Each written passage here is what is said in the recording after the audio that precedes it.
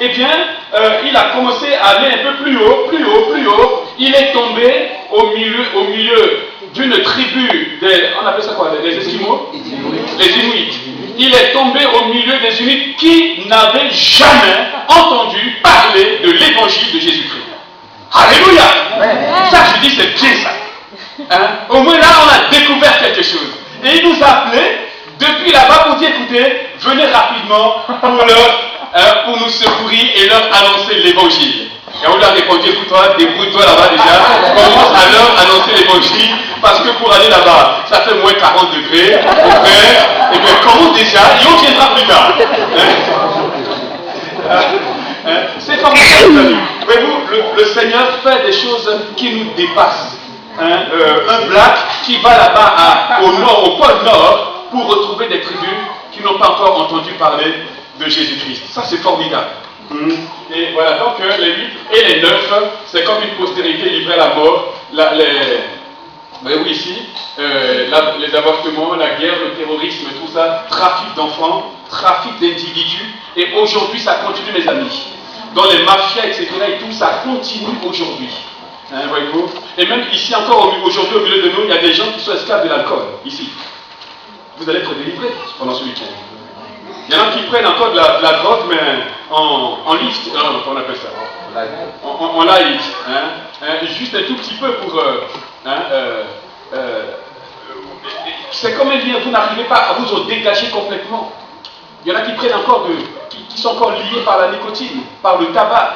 Eh bien, ce week-end-là, c'est un week-end de délivrance, de libération. Amen. Voilà. Donc on avait survolé ça très rapidement. L'autre partie, je ne reviens pas dessus parce que nous allons le revoir ensemble. Et maintenant, bien aimés, nous allons voir ce qu'on appelle les causes de la malédiction. Donc je travaille toujours avec mes bien-aimés à la sono pour vous permettre. Est-ce que vous voyez bien? Oui. Ce qui m'a vraiment frappé hier, c'est que les enfants ont participé avec nous pendant la prédication. Les enfants lisaient, je les écoutais, ils lisaient avant que je ne lise. Et ça, c'est très très très bien. Mon fils à la maison m'a répété encore certaines phrases qu'il avait lues. Et les enfants, pendant que je parle comme ça, vous pouvez suivre directement comme ça. Ceux qui savent lire, eh bien, ils notent et ils gardent en même temps dans leur cœur. Bien aimé, Proverbe 26, verset 22, nous dit que la malédiction sans cause n'aboutit à rien. La malédiction sans cause n'aboutit à rien.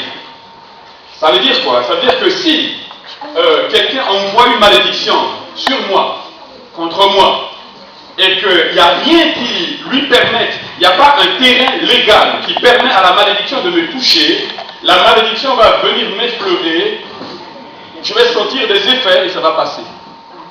D'accord?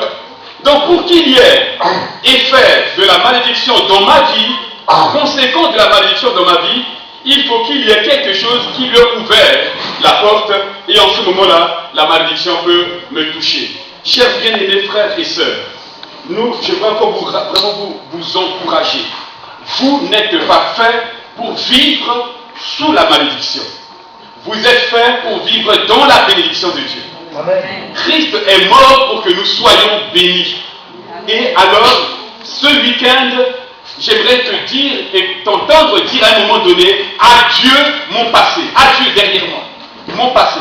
Je ne veux pas continuer à me lamenter continuellement par rapport à mon passé. Ce que Jésus fait, il fait pour toujours. Il ne revient plus dessus. Donc, crois dans ton cœur que la prière qui va sortir dans ta bouche, les prières que nous allons, en tant qu'équipe locale, nous allons faire pour toi, parce qu'aujourd'hui, ce serait un temps de prière. Même si je dois repartir à minuit chez moi aujourd'hui, vraiment pour moi c'est la joie. Parce qu'aujourd'hui, nous voudrions prier pour chaque personne individuellement.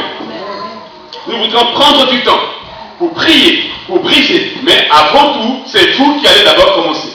C'est vous qui allez mettre votre foi en action. Et ensuite, mes frères, mes sœurs, nous allons aller ensemble et nous allons prier pour vous. Amen. Amen. Donc d'abord, avant tout, mon frère, et ce que nous allons voir, quelques moyens que le diable utilise vie des gens, pour placer une malédiction sur notre vie. Voyez-vous, j'ai lu ici un passage qui m'a beaucoup frappé, c'est dans Osée chapitre 8, verset 1. L'ennemi, écoutez ce passage, c'est très fort. L'ennemi fond comme un aigle sur la maison de l'Éternel, parce qu'ils ont violé mon alliance et transgressé ma loi. L'ennemi fond comme un aigle qui se déploie et il se jette sur la maison de Dieu parce qu'il y a eu transgression, parce que l'alliance a été brisée. Et souvenez-vous bien aimés, quand nous parlons de malédiction, il y a non seulement les choses que nous avons certainement faites nous-mêmes, mais beaucoup plus à cause de l'arbre, à cause de ceux qui nous ont précédés. Il y a des alliances familiales secrètes, des alliances avec les ténèbres.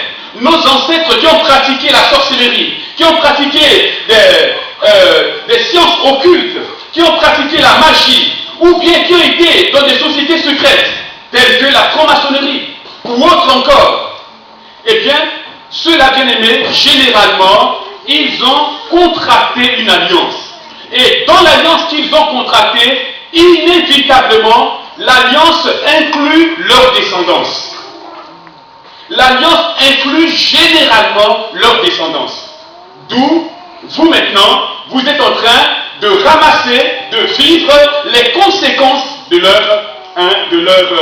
leur pratique. Donc, l'aigle, l'ennemi fond comme un aigle sur la maison de Dieu, sur les enfants de Dieu, sur l'église de Jésus-Christ, parce que il y a eu violation de l'alliance avant que nous ne venions. Parce qu'il y a eu transgression de la loi de Dieu. Et mes frères et sœurs, tout ce qui est lié aux malédictions, aux péchés de nos ancêtres, il y a un passage qui m'a beaucoup frappé. Lévitique, chapitre 26, je ne l'ai pas marqué ici, Lévitique, chapitre 26, verset 39. Quand on prend ce verset-là, dans la traduction normale, on ne voit pas grand-chose. Hier, je vous ai lu Lévitique chapitre 26, verset 13. C'est le plan de Dieu pour notre vie. Le verset 13 nous dit: je suis l'Éternel ton Dieu, votre Dieu, qui vous ai fait sortir du pays d'Égypte, qui vous ai tiré de la servitude. J'ai brisé les jougs, les liens de votre joug, et je vous ai fait marcher la tête haute. Ça, c'est le plan de Dieu. Voilà. Aujourd'hui, toi et moi, nous sommes appelés à marcher tête haute. Mais malheureusement, le verset 38 nous dit, si par exemple, il y a eu transgression de l'alliance, s'il y a eu violation des commandements de Dieu, il nous est dit, au verset 38, vous périrez parmi les nations, et les pays de vos ennemis vous dévorera. Ceux d'entre vous qui survivront seront frappés de langueur par leurs iniquités dans le pays de leurs ennemis. Ils seront frappés de langueur pour les iniquités de leurs pères. C'est traduit ici par frapper de langueur. C'est-à-dire, la langueur c'est quoi? C'est la nonchalance. Voyez-vous, comme ça, hein, tranquillement, ça manque de vigueur. C'est comme si notre force est comme manger, soutiré quelque part. D'accord avec moi? Mais le même passage, je l'ai trouvé dans la Bible Thompson. Ceux qui ont la Bible Thompson, dans un petit coin écrit en note, il est dit: ceux qui resteront au milieu de vous, ils vont tomber en putréfaction à cause des iniquités de leur père. Tomber en putréfaction, ça veut dire quoi? Ils pourrissent peu à peu, à cause des péchés de leur père. Et aujourd'hui, mes amis, combien de personnes sont en train, malheureusement, de pourrir petit à petit parce qu'il y a eu quelque chose qui s'est passé? Et si je vous dis simplement, si vous avez une attirance particulière, une attirance un peu bizarre par rapport à tout ce milieu occulte, ce milieu un peu, voyez-vous, nébuleux, de l'occultisme, eh bien, c'est que quelque part, au milieu de tes ancêtres, il y a eu quelqu'un qui a pratiqué, et cette disposition spirituelle a été comme transformée.